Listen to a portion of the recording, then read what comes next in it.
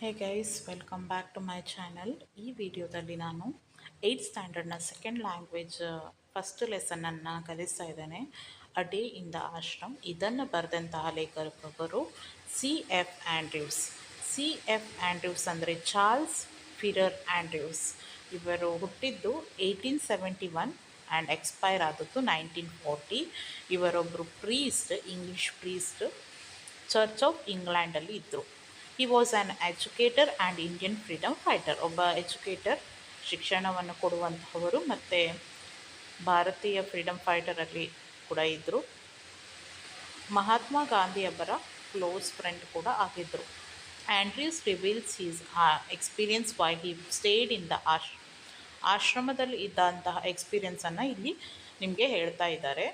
ಶಾಂತಿನಿಕೇತನ್ ಆಶ್ರಮ ಇದು.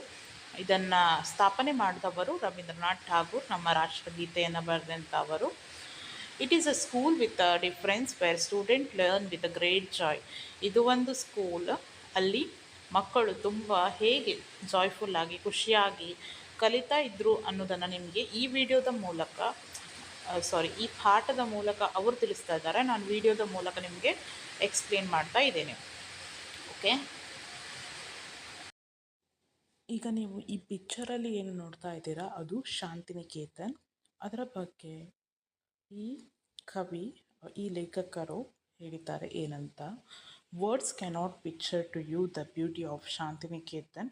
Hour poet and teacher whom we call Gurudev has named it in his song the darling of our hearts and it is worthy of the name. ಪದಗಳು ಸಾಲುವುದಿಲ್ಲ ಶಾಂತಿನಿಕೇತನ್ ಬಗ್ಗೆ ಹೇಳಲಿಕ್ಕೆ ಅಂತ ಹೇಳ್ತಾ ಇದ್ದಾರೆ ನಮ್ಮ ಕವಿ. ಅದು ಗುರುದೇವ್ ಅಂದರೆ ಯಾರು ಇಲ್ಲಿ? ರವೀಂದ್ರನಾಥ್ ಠಾಗೂರ್ ಅವರು. ಅವರದೇ ಆದ ಹಾಡಿನಲ್ಲಿ ಈ ಶಾಂತಿನಿಕೇತನನ್ನು the darling of our hearts ಅಂತ ಹೇಳಿದ್ದಾರೆ ಅಂತ ಹೇಳ್ತಾ ಇದ್ದಾರೆ. All who have visited ashram, old and young alike, have felt its inner beauty growing more and more upon.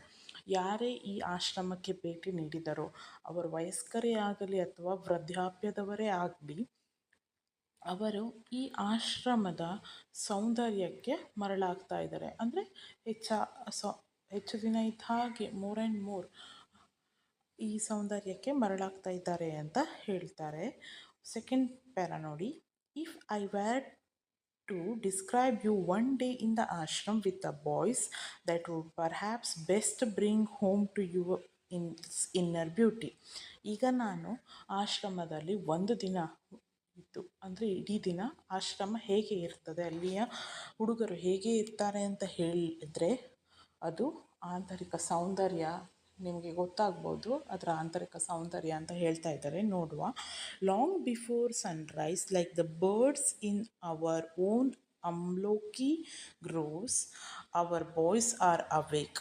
The choristers are the first to rise and they go around the ashram singing their morning ಏನು long before Sunrise ಅಂದರೆ ಸೂರ್ಯೋದಯಕ್ಕೆ ಮುಂಚೆ ಹಕ್ಕಿಗಳ ಚಿಲಿಪಿಲಿ ಕೇಳಿ ಬರ್ತದೆ. ಆವಾಗ ಅಲ್ಲಿನ ಹುಡುಗರು, ಅಲ್ಲಿನ ವಿದ್ಯಾರ್ಥಿಗಳಂತ ಹೇಳ್ಬೋದು, ಹುಡುಗರು, ಆಶ್ರಮದಲ್ಲಿರುವಂಥ ಹುಡುಗರು ಹೇಳ್ತಾರೆ. ಮತ್ತು ಈ ಕೋರಿಸ್ಟರ್ಸ್ ಅಂದರೆ ಚರ್ಚಲ್ಲಿ ಪ್ರೇಯರ್ ಸಾಂಗ್ ಹಾಡಲಿಕ್ಕೆ ಒಂದು ಗುಂಪಿರ್ತದೆ, ಕೋಯರ್ ಗ್ರೂಪ್ ಅಂತ ಹೇಳ್ತಾರೆ.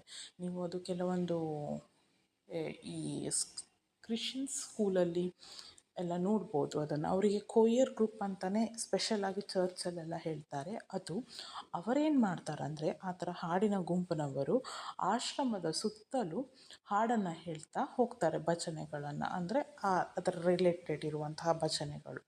ಹೀಗೆ ಆಶ್ರಮದ ದಿನ ಪ್ರಾರಂಭ ಆಗ್ತದೆ. You can hear the voices in the distance drawing nearer and nearer, and then the sound dies away as the choir passes on to the other part of the ashram. ಅವರ ಹತ್ರ ಬಂದಾಗ ನಿಮಗೆ ಅವರ ಹಾಡುಗಳು ಕೇಳ್ತವೆ. ಹಾಗೆ ದೂರ ಹೋದಾಗ ಇನ್ನೊಂದು ಆಶ್ರಮದ ಇನ್ನೊಂದು ಭಾಗ, ಆಶ್ರಮ ಅಂದರೆ ತುಂಬ ದೊಡ್ಡದಿರ್ತದೆ, ಇನ್ನೊಂದು ಭಾಗಕ್ಕೆ ಹೋದಾಗ ವಾಯ್ಸ್ ಕಡಿಮೆ ಆಗ್ತಾ ಹೋಗ್ತದೆ ಅಂತ ನಿಮಗಿಲ್ಲಿ ಅವರು ತಿಳಿಸಿಕೊಟ್ಟಿದ್ದಾರೆ. ನೆಕ್ಸ್ಟ್ ನೋಡಿ. and then again it come near and near ಬರೋದು. The beauty of the sound in the silent morning air and the sense of a joy and reverence which it brings gives peace to the soul. ಬೆಳಗಿನ ಜಾವ ಅಂದರೆ ತಣ್ಣಗನೆ ಮತ್ತು silent ಆಗಿರ್ತದೆ, ಯಾವುದೇ ರೀತಿ ಶಬ್ದ ಇರುವುದಿಲ್ಲ. ನಾವು ಮಧ್ಯಾಹ್ನ ಬೆಳಿಗ್ಗೆ ಎಲ್ಲ ಎದ್ದ ಮೇಲಿರುವಷ್ಟು ಶಬ್ದ ಇರುವುದಿಲ್ಲ, ತಣ್ಣಗಿನ ಗಾಳಿ ಮತ್ತು ಆ ಒಂದು ಸೈಲೆಂಟ್ ಸೌಂಡ್, ಎಲ್ಲೂ ಶಬ್ದವಿಲ್ಲದೆ ಸೌಂಡಿನ ಮಧ್ಯೆ ಇವರು ಮೃದುವಾದ ಹಾಡು ಹಾಡ್ತಾರಲ್ಲ, ಆ ಹಾಡು ಕಿವಿಗೆ ಕೇಳುವಾಗ ಒಂಥರ ಮನಸ್ಸಿಗೆ ಶಾಂತಿ ಕೊಡ್ತದೆ ಅಂತ ಹೇಳ್ತಾ ಇದ್ದಾರೆ ಇಲ್ಲಿ. ನೆಕ್ಸ್ಟ್ ನೋಡಿ, third para. After an interval each boy takes his asan, his square of carpet into the fields and sits down on it to meditate in his own place alone.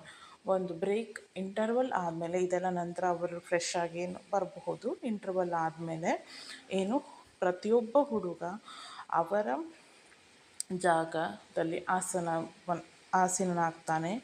ಮತ್ತು ಈ ಸ್ಕ್ವೇರ್ ಕಾರ್ಪೆಟ್ ಅಂದರೆ ನೀವು ಯೋಗ ಮಾಡುವವರ ಹತ್ರ ನೋಡ್ಬೋದು, ಒಂದು square ಥರ carpet ಥರ ಇರ್ತದೆ, ಅದನ್ನು ಹಾಸಿ ಅವರ ಜಾಗದಲ್ಲೇ ಅವರು ಕೂತ್ಕೊಳ್ತಾರೆ ಅಂತ ಹೇಳಿದ್ದಾರೆ. Later on before the school work begins the boy all stand together in the shade of the trees and sing their him.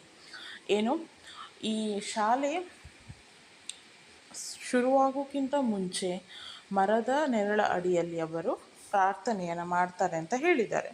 ಇನ್ನು ನೋಡಿ, till about 10:30 the work of the school goes on. 10:30 ಅಂದರೆ 10:30, 10:30 ಶಾಲೆಯ ವರ್ಕ್ಗಳು ನಡೀತಾ ಹೋಗ್ತದೆ. We have no classrooms. The boys sit with their teachers in the open air under the trees. There are no larger classes.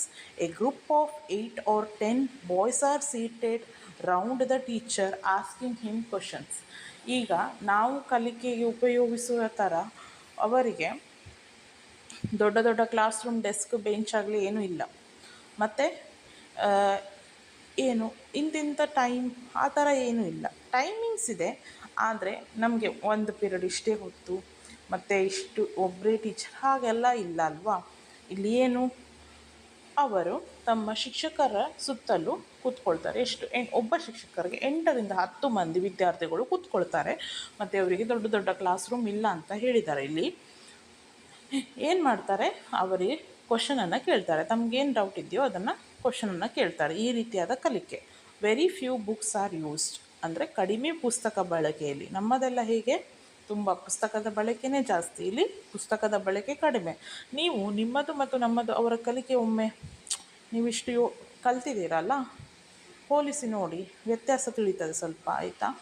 A greater part is carried out on through conversation. The boys soon learn to open out all their difficulties to their teachers, and the teachers get nearly interested in boys' question and answer. Such a living education can never be dull. ಏನು ಹೆಚ್ಚಿನ ಕಲಿಕೆ ಹೇಗಾಗ್ತದೆ, ಒಬ್ಬ teacher ಮತ್ತು ವಿದ್ಯಾರ್ಥಿಯ ಮಧ್ಯೆ ಇರುವ conversation ಅಂದರೆ ಇಬ್ಬರ ಮಧ್ಯೆ ಸಂವಾದದ ಮೂಲಕವೇ ಇಲ್ಲಿ ಕಲಿಕೆ ನಡೀತದೆ. ಮತ್ತು ಅವರಿಗೆ ಯಾವುದೇ ಕಷ್ಟವಿದ್ದರೂ, ಪ್ರಶ್ನೆಗಳಿದ್ದರೂ ಶಿಕ್ಷಕನಾದವನು ಇಲ್ಲಿ ಸಾಲ್ವ್ ಮಾಡ್ತಾನೆ. ಮತ್ತು ಈ ಥರದ ವಿದ್ಯಾಭ್ಯಾಸವಾಗಲಿ ಯಾವತ್ತೂ ಡಲ್ ಆಗೋದಿಲ್ಲ ಮಕ್ಕಳು.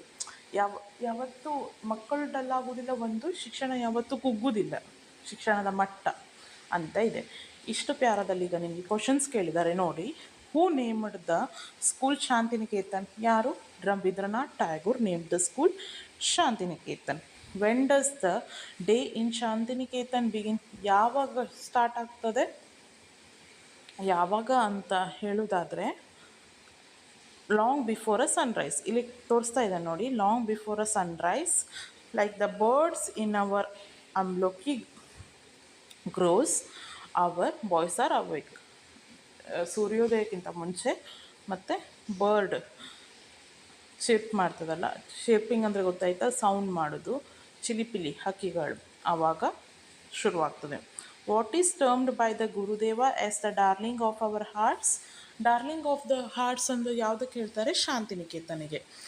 Which phrase used in a paragraph 1 means both the old and young people? ಯಾವ ಪ್ರೇಸ್ ಅದು?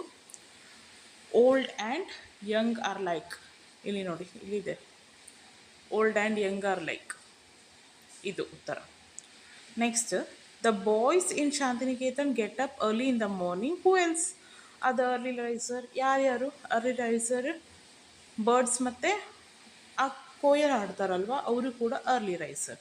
ನೆಕ್ಸ್ಟ್ ನೋಡಿ, ನಾವು ರೀಡ್ ಆನ್ ಸೈಲೆಂಟ್ಲಿ ಅಂತ ಇದೆ. When the morning work is over, the boys bathe and go to their meal. About 2 o'clock in the afternoon, the classes begin again. ಈ ಬೆಳಗಿನ ಜಾವದ ಕೆಲಸ ಎಲ್ಲ ಮುಗಿದ ಮೇಲೆ ಈ ಹುಡುಗರು ಏನು ಮಾಡ್ತಾರೆ, ಸ್ನಾನ ಮಾಡ್ತಾರೆ, ಊಟವನ್ನು ತಿಂದು 2 ಗಂಟೆಗೆ ನೆಕ್ಸ್ಟ್ ಕ್ಲಾಸಸ್ ಸ್ಟಾರ್ಟ್ ಆಗ್ತದೆ. ಏನು? This time the work is chiefly with the hands as well as with the mind. Handy work is practice and boys own natural tastes are very soon discovered. Some prefer carpentry, others prefer mechanical work, others enjoy spinning and weaving, others become skilled draftsmen or painters, others are musicians.